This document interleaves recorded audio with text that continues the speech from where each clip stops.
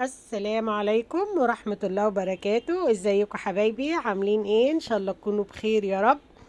النهاردة بقى هعمل معاكم وصفة جميلة وخطيرة في موجة الحر اللي احنا فيها ديت. وعايزة اقول لكم بقى ان بعد الوصفة دي الصيف مش هيغلبنا ابدا مع الكوكتيل الجميل الفرعوني اللي انا هعمله معاكم. ممكن تسميه بقى ملك المزاج، ممكن تسميه مشروب السعادة، لأنه طبعا بيجمع بين فخامة التمر هندي وقوة الكركديه في طعم واحد ومتوازن، وحاجة كده جميلة ومنعشة بدون مكسبات طعم ولا ألوان صناعية ولا أي حاجة.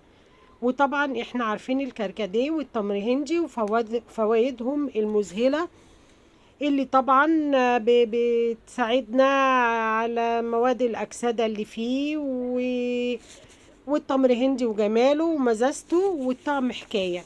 عايزة اقول لكم بقى ان احنا هنبدأ بسم الله الرحمن الرحيم، الصلاة والسلام على سيدنا محمد وعلى اهله واصحابه اجمعين. انا معايا ربع كيلو من الكركديه.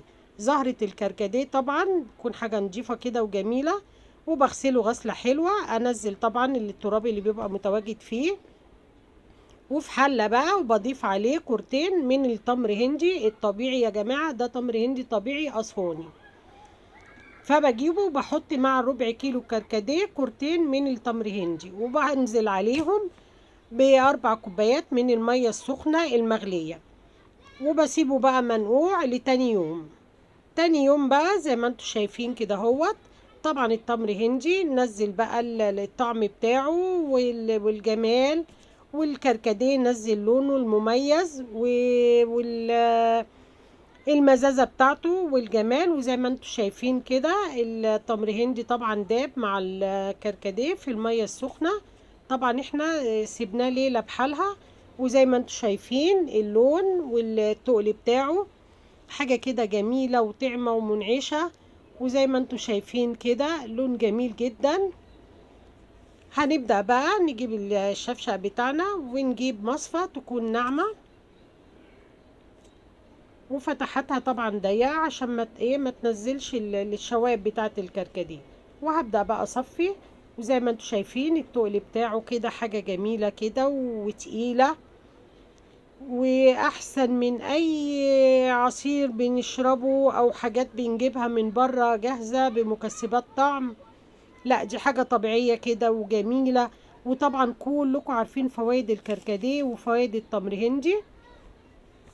وانا هنا بقى بصفيه، باخد طبعا الصافي بتاع الكركديه بالتقل بتاعه دوت.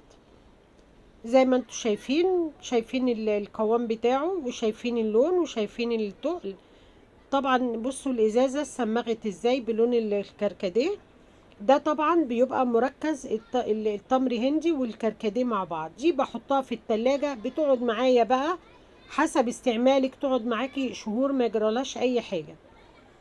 تاخدي منها وتزودي بقى ميه وتلج وتضيفي عليه شويه من المركز ده، بيعمل لك شفشق كبير تشربه وتتهنوا وتتبسطوا بيه.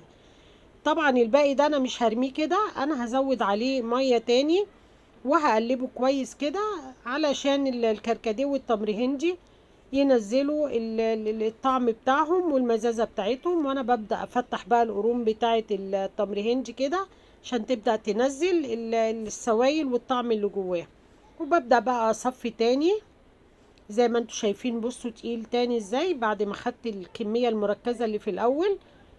برضو مازال لسه القوام معايا تقيل واللون غامق زي ما انتوا شايفين.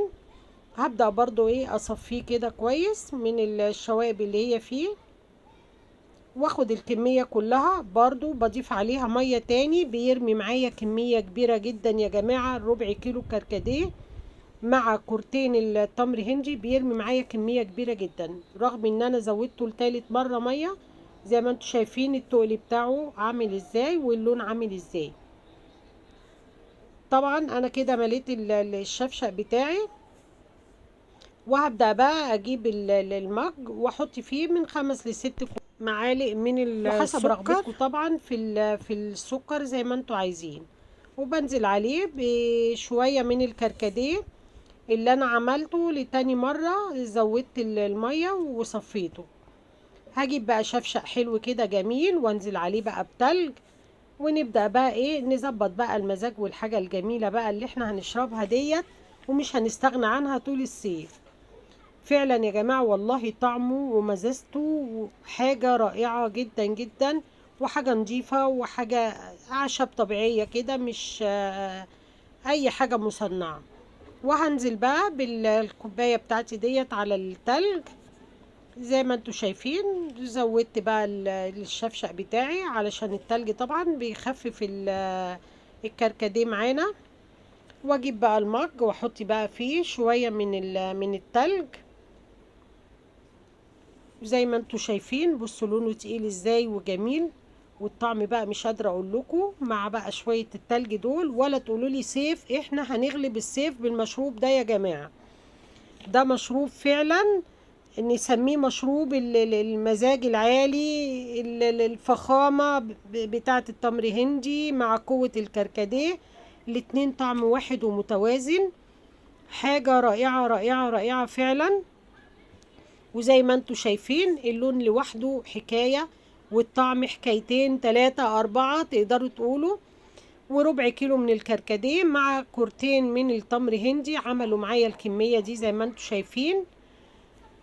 وبيفضل معاكي فترة طويلة تعملي وتشربي انت وولادك، ان جالك ضيوف بتعملي منه. والله طعمه حكاية حكاية جميل جدا جدا جدا. اوعوا تفوتوا الصيف دوت من غير ما تعملوا المشروب ده وتخلوه في دلاجاتكم وتسقوا لولادكم وتقدموه لضيوفكم. ولو الوصفة بتاعتي عجبتكم بقى يا ريت لايك وشير، واللي ما اشتركش في قناتي يسعدني اشتراكه عشان يجيلكم كل جديد. والسلام عليكم ورحمة الله وبركاته.